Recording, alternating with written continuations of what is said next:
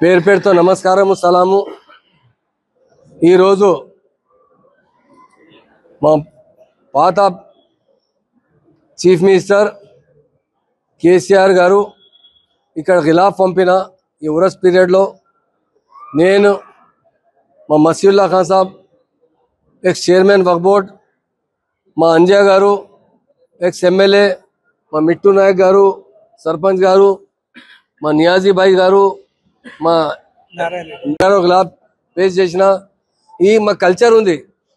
తెలంగాణ వచ్చే ముందు కేసీఆర్ గారు ఈ దర్గాకు వచ్చిన జియారత్ చేసిన, అప్పుడు ప్రామిస్ చేసిన, మన్నత్ చేసిన దర్గాలో చాలా డెవలప్ చేస్తా అంటే దర్గా మంచి ప్లాన్ తయారు చేసిన, 50 కోట్లు శాంక్షన్ చేసిన, 50 ఎకర్ ల్యాండ్ చేసిన శాంక్షన్ చేసిన। మా వక్ఫ్ బోర్డ్ చైర్మన్ గారు చాలా టైం వచ్చిన, మా అంజా గారు ఆధ్వర్యంలో చాలా మంచి ప్లాన్ తయారు చేసిన। ఎందుకంటే ఇక్కడ కొంచెం ప్రాబ్లమ్స్ ఉంది, షాప్స్ ఉంది ఇక్కడికి, ఆ టైంలో చాలా అబ్జెక్షన్ చేశారు।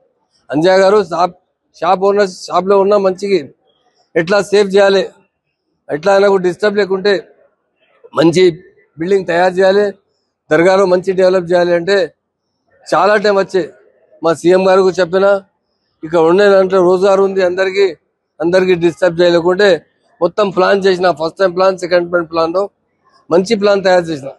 సీఎం గారు 50 కోట్లు శాంక్షన్ भी చేసిన। కావాలి అంటే అంజా వచ్చిన सीएम गारू करते, अंजा साहब 50 नहीं 100 कर देंगे, अच्छा बनाओ दरगाह को, अच्छा बनाओ। सीएम साहब ऐसा बोले।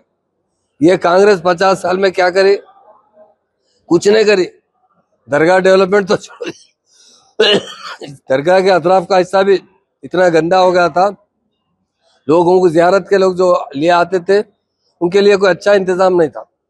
केसीआर साहब आज की बात नहीं है, तेलंगाना बनने से पहले ये बात करते, यहाँ दरगाह पे आके मन्नत करे थे कि हमारा तेलंगाना आ जाएगा तो हम इस दरगाह को बहुत डेवलप करेंगे।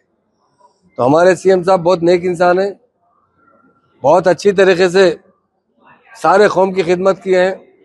और हमारी गवर्नमेंट के अंदर फिरका परस्ती नहीं थी जो कांग्रेस के अंदर है। तेलंगाना बनने के बाद एक भी दंगा फिसाद नहीं हुआ। 9.5 साल के अंदर हमारी स्टेट में अमन रहा।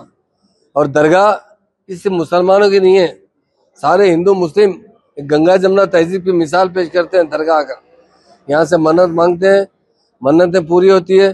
तेलंगाना की भी हमने यहाँ से मन्नत मांगी थी और केसीआर साहब खुद तेलंगाना बनने के बाद दरगाह शरीफ आए, जियारत करके बहुत बड़ा प्लान बनाए। अब हम हुकूमत से मुतालबा करते हैं, चीफ मिनिस्टर साहब से मुतालबा करते हैं या मुकामी एमएलए साहब से मुतालबा करते हैं कि आपके पास फंड्स हम ऑलरेडी सैंक्शन करे हुए हैं, आप अच्छी से अच्छे दरगाह का काम कराइए, ना कि खाली आकर एलिगेशन के बात आएगी। इसलिए हम खास तौर से दरगाह में तमाम हिंदू मुस्लिम भाई आज जियारत करें और दुआ करें कि केसीआर साहब को फिर से इक़्तिदार आए और जो हुकूमत की तरफ से रिवेंज पॉलिसी इख्तियार करते हुए केटी रामाराव को परेशान किया जा रहा है, गैर ज़रूरी के केसेस बुक करने की कोशिश की जा रही है। हमको पूरा उम्मीद है केसीआर साहब और केटीआर साहब, हरीश राव साहब, कविता मैडम बहुत ऑनेस्टी से काम किए हमारी स्टेट की डेवलपमेंट के लिए।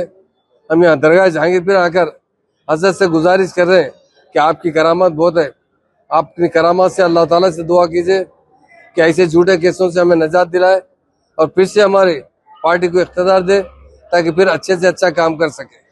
और ये दरगाह एक ऐसी दरगाह है तेलंगाना की जिसमें एकजहती अगर देखी जाए हिंदू मुस्लिम भाइयों की तो यही दरगाह है। यहाँ जितने मुसलमान आते हैं उससे ज़्यादा हिंदू भाई आते हैं। दरगाह में हमेशा हिंदू भाइयों से रौनक रहती है, मुस्लिम भाइयों से रौनक रहती है।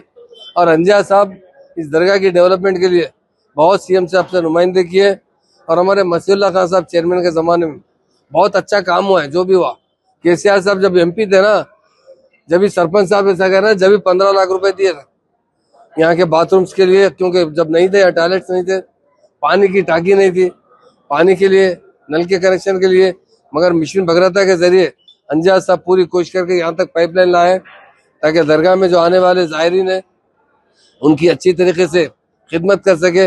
उनकी पानी की सहूलत, या कि जिस तरीके से शेडों की सहूलत है, यहाँ के रहने वालों को, आने वालों की जियारत करने वालों को लैंड ऑर्डर हो, हर तरीके से उनको अच्छी रक्षा करने के लिए हमारे अंजाज साहब बहुत 10 साल 9.5 साल बहुत अच्छी खिदमत की है।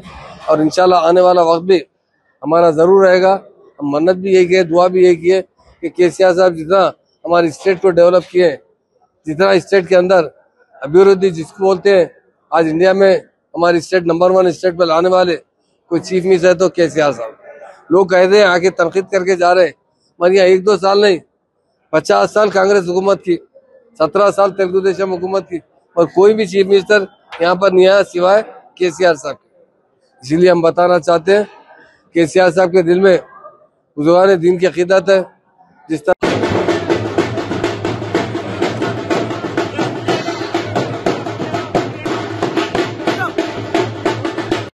फिर से डेवलप करने की उन्हें ताकत और हिम्मत अता फरमा, तमाम मुश्किलात में आसानियां अता फरमा। मौला यहाँ के चेयरमैन साहब और जनाब बिट्टू नायक साहब और जो लोग तमाम यहाँ पर काम कर रहे हैं, मौला उन सबको सेहत और आफियत और इज्जत इनायत अता फरमा। मौला एक बार फिर हम उससे गिड़गिड़ा कर दुआ करते हैं कि केसीआर साहब के दौर को वापस फिर से तेलंगाना की आवाम को इनायत अता फरमा। वाखिर दावाना अल्हम्दुलिल्लाहि रब्बिल आलमीन। उन्हें फिर से ताकत अता फरमा। मौला केटीआर साहब के ऊपर जिस तरीके से दुश्मनान नजर डाले हुए हैं, उनके ऊपर साजिशें कर रहे हैं, मौला केटीआर साहब की हिफाजत फरमा। मौला केटीआर साहब को अज़्म को और बुलंद बाला अता फरमा। मौला केटीआर साहब की हिफाजत फरमा। मौला हरीश राव साहब, कविता मैडम, तेलंगाना रियासत के तमाम बीआरएस कायदीन की हिफाजत फरमा। बिलखुसूस हमारे वाली जनाब मोहम्मद महमूद अली साहब की हिफाजत फरमा। उन्हें सेहत और आफियत अता फरमा, उन्हें तरक्की अता फरमा। जिस तरीके से उन्होंने साबिका में काम किए हैं, फिर से उन्हें तेलंगाना के मुसलमानों की खिदमत करने की तौफीक अता इनायत अता फरमा। मौला हमारे एमएलए जनाब अंजया साहब ने जिस तरीके से तेलंगाना तहरीक में तेरे बुजुर्गान दीन के सरुचे में काम किया था, फिर उन्हें ही मुंतखब किया था, उन्होंने आवाम की खिदमत की थी।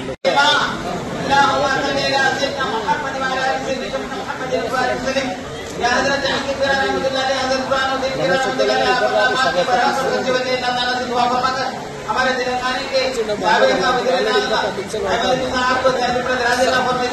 आपको कामयाबी फरमाइए, कराने वाले भी दोबारा इसको फिर कामयाबी के मसाइल को हल पर फरमाइए।